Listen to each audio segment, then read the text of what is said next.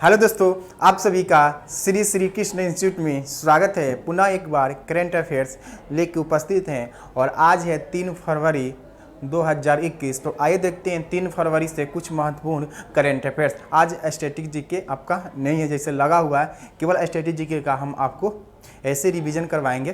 तो आइए देखते हैं पहला प्रश्न। पहला प्रश्न है कि भारत की पहली महिला अंतरिक्ष यात्री कल्पना चावला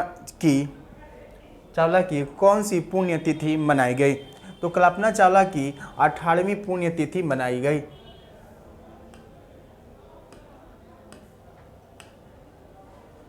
तो कल्पना चावला की 18वीं पुण्यतिथि अभी हाल ही में मनाया गया था 1 फरवरी को। तो कल्पना चावला मुख्य रूप से भारतीय मूल के हरियाणा के करनाल की रहने वाली थी।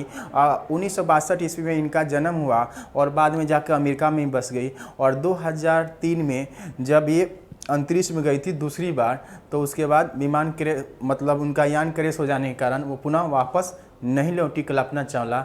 और यह भारत की पहली अंतरिक्ष यात्री हैं कल्पना चावला जो अंतरिक्ष में गई थी।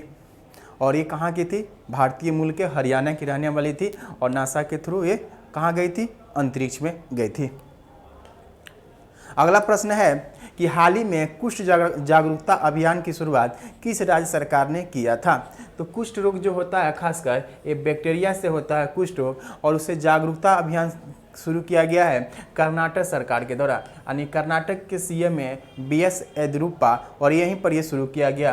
कुष्ठ रोग से याद रखेंगे, कुष्ठ जो होता है वो बैक्टीरिया से होता है, यानी जीवाणु से होता है। ऐसे हम बताए थे आपको कि जीवाणु से कुछ रोग हैं जिसको आप ट्रिक से याद रखेंगे, जो आपके एग्जाम के लिए बहुत ही महत्वपूर्ण है। इसको याद रखेंगे, डीप सिटी का कुटनी है, डीप सिटी का कुटनी है। अगर इतना याद रखते हैं तो ये आपका बैक्टीरिया से होने वाला जो भी रोग है वो आसानी से याद रख सकते हैं।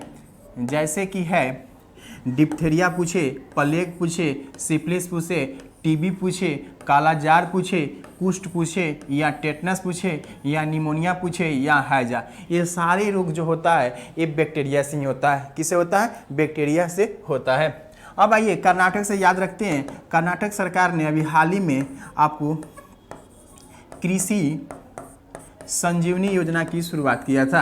यानी कृषि संजीवनी योजना की शुरुआत आपको कर्नाटक में ही किया गया है। और भारत का पहला खिलौना क्लस्टर उद्योग भी आपको कर्नाटक में ही स्थापित किया जाएगा। कर्नाटक की राजधानी है बेंगलुरु। कहाँ है? बेंगलुरु। और बेंगलुरु को हम लोग सिलिकॉन वैली के नाम से जानते हैं।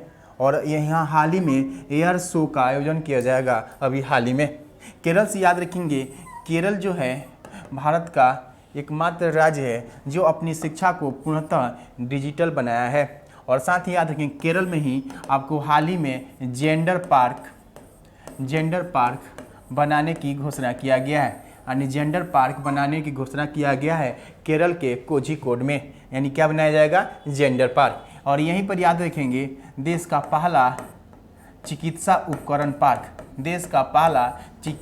उपकरण पार्क बनाया गया है। कहाँ पे? केरल में। यानी इसी को कहते हैं साइंस पार्क। यहीं से याद रखेंगे हाथी पुनर्वास केंद्र, यानी देश का पहला हाथी पुनर्वास केंद्र स्थापित किया गया है आपको केरल में। उड़ीसा से याद रखेंगे, उड़ीसा के बिंदु सागर सिंचाई परियोजना अभी हाल ही में शुरू किया गया है। बिंदु सागर सिंचाई परियोजना अभी हाल ही में उड़ीसा सरकार के द्वारा शुरू किया गया है। यहीं पर मो विद्युत पोर्टल आपको यहाँ के सरकार के द्वारा लॉन्च किया गया था। मो विद्युत पोर्टल जो है इसके थ्रू आपको बिजली संबंधित सारी जानकारी प्राप्त कर सकते हैं। और याद रखेंगे यहाँ पर गरिमा योजना,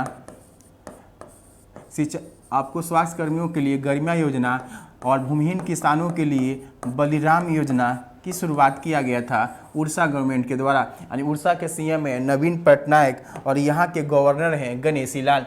देखिए आरबीआई ने किस राज्य में स्थित शिवम सहकारी बैंक के लाइसेंस को रद्द कर दिया। यानी इसके लाइसेंस को रद्द करना, कहने का मतलब ये आरबीआई जो होता है ये भारत का एक केंद्रीय बैंक है और इसी के अधिकार में आता है कि किसी भी बैंक को अगर अनियमितता पाता है तो उसके लाइसेंस रद्द कर देता है, क्योंकि आरबीआई जो है वो भारत का केंद्रीय बैंक है। आरबीआई क्या है? भारत का केंद्रीय बैंक है और ये इसे हम लोग बैंकों का बैंक भी कहते हैं। इसे बैंकों का बैंक कहते हैं, इसे बैंकों का बैंक भी कहा जाता है। आरबीआई की स्थापना हुआ था आरबीआई एक्ट 1934 के तहत इसकी स्थापना किया गया था हिल्टन यंग समिति की सिफारिश पर और इसकी स्थापना हुई आपको 1 अप्रैल 1935 ईस्वी को इसका स्थापना हुआ और स्थापना के समय इसका हेडक्वार्टर बनाया गया था कलकत्ता और इसका राष्ट्रीयकरण किया गया आपको 1 जनवरी 1949 ईस्वी को इसका राष्ट्रीयकरण किया गया। यानी स्वतंत्रता के बाद इसका राष्ट्रीयकरण किया गया और इसका वर्तमान में हेडक्वार्टर है मुंबई। इसका हेडक्वार्टर क्या है? मुंबई। और आरबीआई के प्रथम जो गवर्नर थे, आरबीआई के प्रथम गवर्नर थे, उनका नाम था ओसबर्न स्मिथ। उनका नाम था ओसबर्न स्मिथ था और प्रथम भारतीय पूछा जाए तो उनका नाम है सीडी देशमुख। यानी सीडी देशमुख जो थे वो प्रथम भारतीय गवर्नर थे। सीडी देशमुख क्या है? तो प्रथम भारतीय गवर्नर हैं और वर्तमान गवर्नर पूछा जाए तो शक्तिकांत दास हैं वर्तमान गवर्नर। अगला प्रश्न है कि किस शहर की मेट्रो ने देश में पहली अल्ट्रा वायलेट किरण, यानी कहने के मतलब अल्ट्रा वायलेट मतलब पराबैंगनी किरणें से सैनिटाइजेशन की सुविधा शुरुआत किया गया। यानी इस मेट्रो की जो होती है, मेट्रो की जो डिब्बे हैं, डिब्बा जो है उसको सफाई करने के लिए पहली बार अल्ट्रा वायलेट का प्रयोग किया गया है लखनऊ मेट्रो में। कहाँ किया गया है? तो लखनऊ मेट्रो में ये पहली बार इसका प्रयोग किया गया है। लखनऊ से याद रखेंगे, लखनऊ को हम लोग नवाबों का शहर कहते हैं जो गोमती नदी के किनारे बसा हुआ है। ये किस नदी किनारे बसा हुआ है? तो गोमती नदी के किनारे बसा हुआ है ये लखनऊ शहर। और यहाँ हाल ही में किसान कल्याण मिशन की शुरुआत उत्तर प्रदेश सरकार के द्वारा शुरू किया गया था। यहीं से किसान कल्याण मिशन के तहत किसानों की आय को दोगुनी करने के लिए इस मिशन की शुरुआत किया गया योगी आदित्यनाथ के द्वारा। यहाँ पर लखनऊ शहर को प्रदूषित रहित बनाने के लिए यहाँ पर थैला बैंक की स्थापना किया गया है। यानी देश का पहला थैला बैंक बनाया गया है। यानी यहाँ पर थैला दिया जाएगा आपको, ये शुरू किया गया है लखनऊ से। दिल्ली से याद रखेंगे, देश का पहला प्लाज्मा बैंक, देश का पहला प्लाज्मा बैंक आपको दिल्ली में ही बनाया गया है। और दिल्ली से याद रखेंगे, दिल्ली सरकार ने आपको पौधारोपण नीति लाया था। यानी पौधारोपण नीति किसके द्वारा लाया गया था? दिल्ली सरकार के द्वारा लाया गया था। यानी दिल्ली के जो शिक्षा मंत्री हैं, दिल्ली के शिक्षा मंत्री हैं आपको मनीष सिसोदिया और वहाँ के उप मुख्यमंत्री भी हैं मनीष सिसोदिया। उन्हें शिक्षा के क्षेत्र में अच्छे कार्यों के लिए महात्मा पुरस्कार से अभी हाल ही में सम्मानित किया गया था। बंगलोर से याद रखेंगे, बंगलोर को हम लोग सिलिकॉन वैली के नाम से जानते हैं और भारत के इसरो यानी इंडियन स्पेस रिसर्च ऑर्गेनाइजेशन का हेडक्वार्टर भी बंगलोर है। और इसरो के वर्तमान प्रमुख हैं के सिवान। कौन है? के सिवान। कोलकाता से याद रखेंगे, भारत की पहले राजधानी कोलकाता थी और 1912 ईस्वी में भारत की राजधानी कहाँ बनी? दिल्ली। और कोलकाता से याद रखेंगे, कोलकाता बंदरगाह जो है जिसका अब नया नाम रखा गया है श्यामा प्रसाद मुखर्जी बंदरगाह, नया नाम रखा गया है कलकत्ता हल्दिया बंदरगाह का नया नाम है। भारत सरकार ने किस देश की साझेदारी के साथ पर्यावरण वर्ष लॉन्च किया है? तो ये फ्रांस के साथ मिलकर किया है। यानी फ्रांस और प्लस भारत ने मिलकर किया है और फ्रांस और भारत ने मिलकर अंतर्राष्ट्रीय सौर गठबंधन बनाया था। यानी अंतर्राष्ट्रीय सौर जो गठबंधन यानी संगठन है वो किसके द्वारा बनाया गया था? तो ये बनाया गया था संगठन आपको फ्रांस और भारत के बीच मिलकर ये 2015 में। और वर्तमान ये अंतर्राष्ट्रीय सौर संगठन यानी है इसका अध्यक्ष जो है वो भारत को बनाया गया है 2 साल के लिए। भारत इसका अध्यक्ष है और सह उपाध्यक्ष फ्रांस है। फ्रांस की राजधानी है पेरिस। फ्रांस की राजधानी है पेरिस और पेरिस में ही 2026 में ग्रीष्मकालीन ओलंपिक खेलों का आयोजन होगा। और पेरिस जो है वो सीन नदी के किनारे बसा हुआ है और यहाँ के राष्ट्रपति हैं एमनुअल मैक्रोन। कौन है? एमनुअल मैक्रोन यहाँ के। जापान से याद रखेंगे, भारत और जापान के बीच जी-मैक्स मिलिट्री एक्सरसाइज होता है जापान और भारत के बीच। जापान से याद रखेंगे, जापान और भारत के बीच आपको क्वाड समूह जो बना है, भारत और जापान ने मिलकर अहम सहयोग बनाया था। यानी क्वाड में 4 देश आते हैं, जापान, ऑस्ट्रेलिया और अमेरिका, और भारत ने मिलकर क्वाड ग्रुप बनाया है। और इस क्वाड ग्रुप खासकर चाइना के खिलाफ बनाया गया था।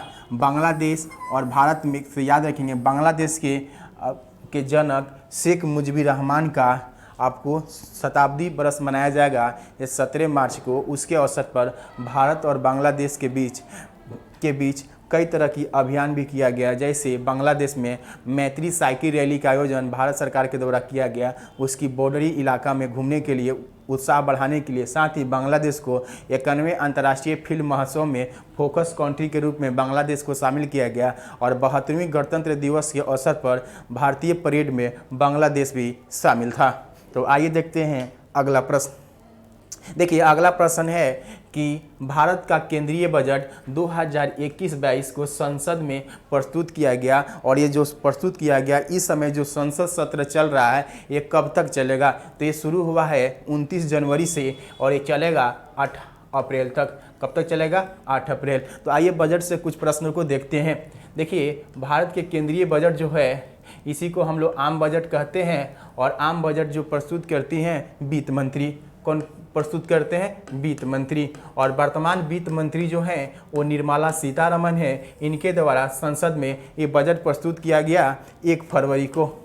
यानी 1 फरवरी को यह बजट प्रस्तुत किया गया। और देश का ये पहला, आज़ाद भारत का ये पहला बजट है जो पूर्णतः डिजिटल है। पूर्णतः क्या है? डिजिटल बजट है और पेपरलेस बजट है। क्या है? ये पेपरलेस बजट प्रस्तुत की निर्मला सीतारमण के द्वारा ये प्रस्तुत किया गया। बजट से 1-2 प्रश्न और है जिसको देखते हैं। जैसे पूछा गया है कि भारत के वित्त मंत्री ने इस साल आम बजट के लिए कौन सा ऐप लॉन्च की? तो इनके द्वारा केंद्रीय बजट मोबाइल ऐप लॉन्च किया गया है। केंद्रीय बजट मोबाइल ऐप जो है ये बिल्कुल इस ऐप को लोड करके बजट संबंधी जानकारी आप प्राप्त कर सकते हैं और इसका प्रिंट नहीं कर सकते हैं क्योंकि ये प्रिंट इसका नहीं होगा। तो ये किसके द्वारा लॉन्च किया गया है? तो निर्मला सीतारमण जो हमारे वित्त मंत्री हैं उनके द्वारा ये लॉन्च किया गया। बजट का, ऐसे तो बजट का शाब्दिक अर्थ होता है कि चमड़ा का थैला, लेकिन ये पूर्णतः अभी तो डिजिटल हो गया, पेपरलेस प्रस्तुत किया गया। और एक यूनिक बजट था इस बार जो प्रस्तुत किया गया 1 फरवरी को। बजट की चर्चा तो हमारे संविधान में मूल रूप से किया नहीं गया है, उसके स्थान पर वार्षिक वित्तीय विवरण की चर्चा संविधान के अनुच्छेद 112 में किया गया है। और बजट से एक स्पेशल सेपरेट वीडियो लेके आपको जल्द ही लेके आएंगे, तो उसको देखिएगा। और पूरे बजट को 2021-22 का जो बजट है उस पर हम लोग चर्चा करेंगे। तो आइए देखते हैं अगला प्रश्न। पहले कहता है कि आयुष्मान भारत योजना के नए सीईओ किसे बनाए गए हैं? तो आयुष्मान भारत योजना के सीईओ कहने का मतलब चीफ एग्जीक्यूटिव ऑफिसर किसे बनाया गया है? तो अभी हाल ही में बनाया गया RS शर्मा को। आयुष्मान भारत योजना के वर्तमान अभी सीईओ किसको बनाया गया? RS शर्मा को बनाया गया। सुनीत शर्मा जो हैं वो आपको रेलवे के चेयरमैन और सीईओ हैं। यानी रेलवे के सीईओ अभी किनको बनाया गया है? तो सुनीत शर्मा को। सिद्धार्थ मोहंती जो है वो भारतीय जीवन बीमा के प्रबंधक निदेशक बनाए गए हैं। यानी भारतीय जीवन बीमा के प्रबंधक निदेशक बनाए गए हैं, सिद्धार्थ मोहंती को बनाया गया है। जबकि जय शाह जो नाम देख रहे हैं, जय शाह को एशियाई क्रिकेट काउंसिल का अध्यक्ष बनाया गया है। एशियाई क्रिकेट काउंसिल का अध्यक्ष किसे बनाया गया है? जय सिंह को। और BCCI के वर्तमान सचिव भी हैं। तो आइए देखते हैं अगला प्रश्न में हम लोग किस राज्य ने एक सुपोषित बेटी के नाम के पहल की शुरुआत किया? एक सुपोषित बेटी योजना की शुरुआत किया गया है आपको राजस्थान सरकार के द्वारा, और राजस्थान सरकार में सीएम है अशोक गहलोत, इन्हीं के द्वारा ये शुरू किया गया था। यहीं पर इंदिरा रसोईया योजना की भी शुरुआत किया गया था। अभी हाल ही में शहीद दिवस के अवसर पर आयुष्मान महात्मा गांधी जीवन स्वास्थ्य बीमा योजना की भी शुरुआत आपको राजस्थान सरकार के द्वारा ही शुरू किया गया। मोक्ष कलश योजना की शुरुआत राजस्थान सरकार के द्वारा ही शुरू किया गया था, और राजस्थान के गवर्नर हैं कलराज मिश्र। तो आइए रिवीजन करते हैं करेंट अफेयर्स का जो हो चुका है। तो पहला रिवीजन का करेंट अफेयर्स है, भारत का पहला डॉग पार्क कहाँ स्थापित किया जाएगा? यानी उत्तर भारत का पहला डॉग पार्क जो बनाया जाएगा वो चंडीगढ़ में बनाया जाएगा। कहाँ बनाया जाएगा? तो चंडीगढ़ में बनाया जाएगा। चंडीगढ़ जो पंजाब और हरियाणा की राजधानी है। देखिए कमेंट करके कुछ लोग पूछ रहे थे कि सर कहाँ पढ़ाते हैं, तो यहाँ पर बैच स्टार्ट हो गया है, आपको ऑफलाइन भी आके क्लास कर सकते हैं। ये रिकॉर्डिंग वीडियो होता है। हम आपसे बोले हैं कि कमेंट करके छोड़ दीजिए, कमेंट हम पढ़ के फिर आपको अगले दिन जवाब देंगे। तो आपका ऑफलाइन क्लास स्टार्ट हो गया है। तो प्रश्न है कि भारत का पहला डॉग पार्क कहाँ बनाया जाएगा? तो खासकर पर्यटन को बढ़ावा देने के लिए चंडीगढ़ में बनाया गया है। चंडीगढ़ एक केंद्र शासित प्रदेश है जो पंजाब हरियाणा की राजधानी है। हैदराबाद से याद रखेंगे, हैदराबाद को जीनोम वैली के नाम से हम लोग जानते हैं, और भारत बायोटेक का हेडक्वार्टर भी यहीं पर है। भारत बायोटेक जो कोवैक्सीन वैक्सीन जो बनाया है उसका भी हेडक्वार्टर कहाँ है? हैदराबाद ही है। हैदराबाद जो है वो मुंशी नदी के किनारे बसा हुआ है। बंगलुरु से याद रखेंगे, बंगलुरु को हम लोग सिलिकॉन वैली के नाम से जानते हैं, जो कर्नाटक की राजधानी है। यहीं पर टेस्ला कंपनी जो है वो अपना पहला संयंत्र यहीं पर स्थापित करने की घोषणा किया है। टेस्ला कंपनी जो अमेरिका की एक कंपनी है जो कार बनाती है, और इसके सीईओ हैं एलन मस्क। इसके सीईओ कौन है? एलन मस्क है। और एलन मस्क जो है वो दुनिया के सबसे अमीर व्यक्ति हैं। एलन मस्क कौन है? दुनिया के सबसे अमीर व्यक्ति हैं। इनकी एक और भी स्पेस एजेंसी है जिसका नाम है स्पेस एक्स। क्या नाम है? स्पेस एक्स है, जो एक साथ 143 उपग्रह एक साथ छोड़ के विश्व रिकॉर्ड बनाया था अभी हाल ही में, जो कहाँ के? अमेरिका के एक निजी संस्थान है, निजी अंतरिक्ष एजेंसी है। किसका? एलन मस्क का। एलन मस्क ही इसके संस्थापक हैं और इसके भी सीईओ यही है। अब आते हैं गुरुग्राम। गुरुग्राम जो हरियाणा में है, यहीं पर अंतर्राष्ट्रीय सौर संगठन जो है जिसका हेडक्वार्टर कहाँ है? गुरुग्राम में ही है। तो आइए देखते हैं अगला प्रश्न। अगला है कि इंडियन क्रिकेट काउंसिल एसीसी के नए अध्यक्ष कौन बने हैं? तो एशियन क्रिकेट काउंसिल की स्थापना हुई थी 1983 ईस्वी में। खासकर एशिया के क्षेत्र में क्रिकेट को बढ़ावा देने के लिए इसकी शुरुआत किया गया, और यहाँ प्रतिवर्ष एशिया कप का आयोजन भी किया जाता है। तो 2020 में इसका आयोजन तो नहीं हुआ, 2021 में प्रस्तावित है एशिया कप का आयोजन श्रीलंका में किया जाएगा, जबकि 2022 में इसका आयोजन आपको पाकिस्तान में किया जाएगा। और वर्तमान एशियाई क्रिकेट काउंसिल के अध्यक्ष बनाए गए हैं जय सिंह। किनको बनाया गया है? तो जय सिंह को बनाया गया। ऐसे जय सिंह जो हैं बीसीसीआई के सचिव भी हैं, और बीसीसीआई के अध्यक्ष हैं सौरभ गांगुली। कौन है? सौरभ गांगुली। जबकि ग्रेग बर्केल जो हैं वो आईसीसी के चेयरमैन हैं, जिसका हेडक्वार्टर दुबई में है। और थॉमस बक जो हैं वो आपको आईओसी के अध्यक्ष हैं। इंटरनेशनल ओलंपिक कमेटी जो है उसके अध्यक्ष कौन है? थॉमस बक हैं। और इन्हीं को सियोल शांति पुरस्कार देने की घोषणा किया गया था, किंतु ये लेने से क्या कर दिए थे? इनकार कर दिए। जैसे कि इमेज में देख रहे हैं, यही है आपको जय शाह जो बीसीसीआई के सचिव भी हैं और आपको एशियन क्रिकेट काउंसिल के अध्यक्ष बनाए गए हैं। अगला प्रश्न है, देश का पहला इग्लू कैंप किस केंद्र शासित प्रदेश में खोला जाएगा? इग्लू कहने का मतलब होता है बर्फ का घर, और उस कैंप का कहाँ पे खोला गया है? तो जैसे कि इमेज में देख रहे हैं, ये बर्फ का बना हुआ ही टेबल है, और इसी पर लोग क्या कर रहे हैं? नाश्ता कर रहे हैं, भोजन कर रहे हैं। तो ऐसा बनाया गया है आपको जम्मू कश्मीर के गुलबर्ग में, यानी जम्मू कश्मीर के गुलबर्ग में ये बनाया गया है। गुलबर्ग से याद रखेंगे आपको शीतकालीन खेलो इंडिया कार्यक्रम के तहत शीतकालीन खेलों का आयोजन गुलबर्ग में ही किया जाएगा। जम्मू कश्मीर एक केंद्र शासित प्रदेश है जिसका गठन आपको 31 अक्टूबर 2019 को किया गया।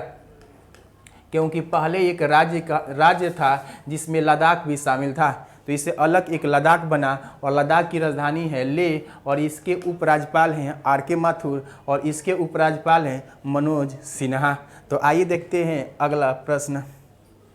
अगला है कि मिशन रोजगार जागरूकता अभियान किस राज्य सरकार ने शुरू किया है। तो ये मिशन रोजगार जो है लोगों को रोजगार देने के लिए और लोगों को जानकारी देने के लिए उत्तर प्रदेश ने अपने 75 जिलों में इसकी शुरुआत किया है। कितने जिलों में? तो 75 जिलों में शुरुआत किया है। उत्तर प्रदेश से याद रखेंगे, उत्तर प्रदेश की राजधानी है लखनऊ है। यहाँ से कई तरह की योजनाओं की शुरुआत अभी हाल ही में किया गया, जैसे कि प्रतियोगी परीक्षाओं को तैयारी कराने वाले लोगों के लिए अभ्युदय योजना की शुरुआत किया गया है। अभ्युदय योजना कहने का मतलब जो लोग प्रतियोगी परीक्षाओं की तैयारी करते हैं उनके द्वारा ये अभ्युदय कोचिंग खोला जाएगा, जहां पे निःशुल्क शिक्षा दी जाएगी। ये उत्तर प्रदेश सरकार ने अभी शुरू किया है। किसानों के लिए किसान कल्याण मिशन की शुरुआत किया गया, किसानों की आय को दोगुनी करने के लिए। मिशन शक्ति की शुरुआत आपको उत्तर प्रदेश से ही शुरू किया गया था। महिलाओं की सुरक्षा को लेकर ये शुरू किया गया था। उत्तर प्रदेश के सीएम जो हैं योगी आदित्यनाथ अभी हाल ही में घोषणा किए थे कि नोएडा में आपको सबसे बड़े फिल्म सिटी बनाएंगे। यानी नोएडा में क्या बनाया जाएगा? तो फिल्म सिटी बनाने की घोषणा किया गया है। तो आइए देखते हैं अगला प्रश्न। तो अगला प्रश्न जानने से पहले मैप में देखते हैं कि आपका उत्तर प्रदेश कहाँ है।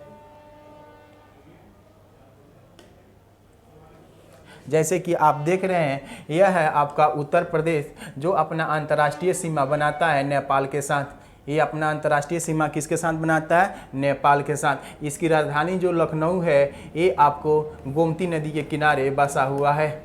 ये गोमती नदी के किनारे बसा हुआ है। जैसे कि देख रहे हैं ऑप्शन में राजस्थान, तो राजस्थान आपके पाकिस्तान के साथ अंतर्राष्ट्रीय सीमा बनाता है। पाकिस्तान के साथ क्या बनाता है? अंतर्राष्ट्रीय सीमा बनाता है। जबकि उड़ीसा जो है वो आपको बंगाल की खाड़ी की ओर है और इसकी राजधानी है भुवनेश्वर, जहां 2023 में हॉकी का विश्व कप का आयोजन होने वाला है। और उड़ीसा जो है इसके सब दूसरे गहरा बंदरगाह जो है पारादीप बंदरगाह, वो उड़ीसा में ही है। कहाँ है? उड़ीसा में। पंजाब से याद रखेंगे, पंजाब भी अपने अंतर्राष्ट्रीय सीमा किससे बनाता है? तो पाकिस्तान से बनाता है। तो आइए देखते हैं अगला प्रश्न। विश्व के सबसे ज़्यादा बिकने वाले वाहन निर्माता कंपनी कौन है, जिसके वाहन सबसे ज़्यादा बिके हैं? तो वो है टोयोटा। वो कौन कंपनी है? टोयोटा। टोयोटा जो कंपनी है ये जापान की कंपनी है और जापान के एक शहर है टोयोटा, वहीं पर इसका हेडक्वार्टर भी है। जापान से याद रखेंगे, जापान की राजधानी जो है टोक्यो। जापान की राजधानी है टोक्यो और टोक्यो जो है आपको होन्शु द्वीप पर स्थित है। ये आपको होन्शु द्वीप पर स्थित है और यहीं पर आपको 2021 में 31वीं ग्रीष्मकालीन ओलंपिक खेलों का आयोजन होगा आपको टोक्यो में। टोक्यो से याद रखेंगे। और जापान के अभी हाल ही में प्रधानमंत्री बने थे योशिहिडे सुगा। कौन बना था? योशिहिडे सुगा यहाँ के प्रधानमंत्री बने थे। तो आइए देखते हैं अगला प्रश्न। हाल ही में Bharat Japan act east forum की 5वीं संयुक्त बैठक कहाँ संपन्न हुई? तो ईस्ट फोरम का बैठक करने का मतलब ये है कि खासकर पूर्वी देशों के साथ आर्थिक विचार विमर्श करना, व्यापार को बढ़ावा देने के लिए यह मीटिंग हुई थी आपको नई दिल्ली में, जिसमें जापान के राजदूत और भारत के विदेश सचिव इसमें शामिल थे। अगला प्रश्न है कि 3 फरवरी से air India international air show का आयोजन किया जाएगा। तो एयर शो का प्रदर्शन किया जाएगा लोगों को देखने के लिए। ये आपको किया जाएगा, जैसे देख रहे हैं इमेज में, यही एयर शो है जिसमें हेलीकॉप्टर क्या हो रहा है? उड़ रहा है। तो इसका प्रदर्शन होगा आपको बेंगलुरु में। कहाँ होगा? बेंगलुरु में होगा। बेंगलुरु से याद रखेंगे, भारतीय अंतरिक्ष अनुसंधान संगठन का हेडक्वार्टर भी बेंगलुरु है और वर्तमान इसरो प्रमुख जो हैं जिनका नाम है के सिवान जो है वो यहाँ के प्रमुख है इसरो का। इसरो की स्थापना हुई थी 1969 ईस्वी में। और याद रखिए कोचीन जो है, कोचीन और मंगलुरु के बीच अभी हाल ही में एक 450 किलोमीटर लंबे प्राकृतिक गैस पाइपलाइन का उद्घाटन प्रधानमंत्री मोदी के द्वारा किया गया था। चांदीपुर जो है ये उड़ीसा में है।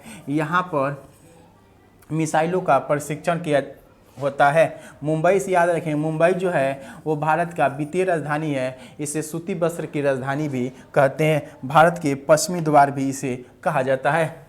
अब अगला प्रश्न है कि किस राज्य ने भागीरथी मिशन के माध्यम से प्रत्येक घर के नल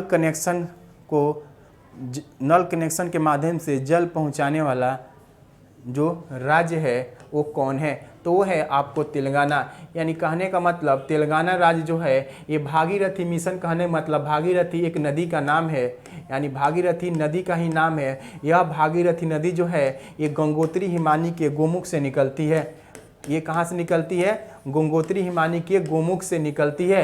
यानी भागीरथी नदी जो है इसी का नाम है गंगा नदी। यानी जहाँ निकलती है उसे भागीरथी नदी कहते हैं। जब ये आगे चलकर देवप्रयाग में अलकनंदा नदी से मिल जाती है तो यहीं पर भागीरथी और अलकनंदा नदी के संयुक्त जलधारा को ही हम लोग गंगा नदी कहते हैं। तो इसी के नाम से एक मिशन की शुरुआत किया गया था तेलंगाना से। तेलंगाना से याद रखेंगे, तेलंगाना की राजधानी है हैदराबाद, और हैदराबाद हाई कोर्ट के पहली महिला मुख्य न्यायाधीश अभी हाल ही में बनाई गई है हिमा कोहली। किसे बनाया गया? हिमा कोहली। तेलंगाना राज्य का गठन हुआ था 2 जून 2014 में। इसका नए राज्य के रूप में गठन हुआ जो आंध्र प्रदेश से एक अलग राज्य बना था।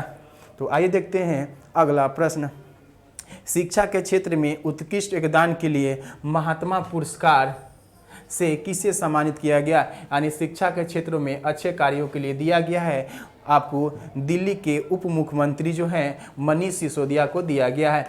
ये मनीष सिसोदिया जो दिल्ली के उप मुख्यमंत्री हैं और इन्हीं को शिक्षा का प्रभार भी दिया गया है। अरविंद केजरीवाल जो हैं वो सीएम हैं आपको दिल्ली के, और ये डिप्टी सीएम हैं आपको दिल्ली के। दोनों आम आदमी पार्टी के हैं। और याद रखेंगे दिल्ली में ही पहली बार आपको प्लाज्मा बैंक की स्थापना किया गया था और पौधारोपण नीति की शुरुआत दिल्ली सरकार के द्वारा शुरू किया गया था। और रमेश पोखरियाल निशंक जो हैं वो वर्तमान शिक्षा मंत्री हैं। यानी जो शिक्षा मंत्रालय जब अभी बना हुआ है, इससे पहले उसका नाम था मानव संसाधन विकास मंत्रालय था और इसका नाम बदलकर अब कर दिया गया है शिक्षा मंत्रालय। और पहले शिक्षा मंत्री बने हैं रमेश पोखरियाल निशंक बने हैं। और नई शिक्षा नीति 20 नई शिक्षा नीति 2020 आया, इसी के तहत इसका नाम बदल दिया गया।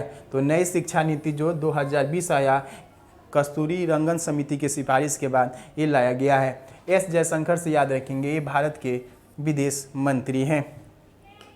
क्या है? विदेश मंत्री। तो इस तरह कुछ आपको करेंट अफेयर्स का टॉपिक था जिस पर हमने चर्चा किया। तो मिलते हैं नेक्स्ट वीडियो के साथ। Thank you.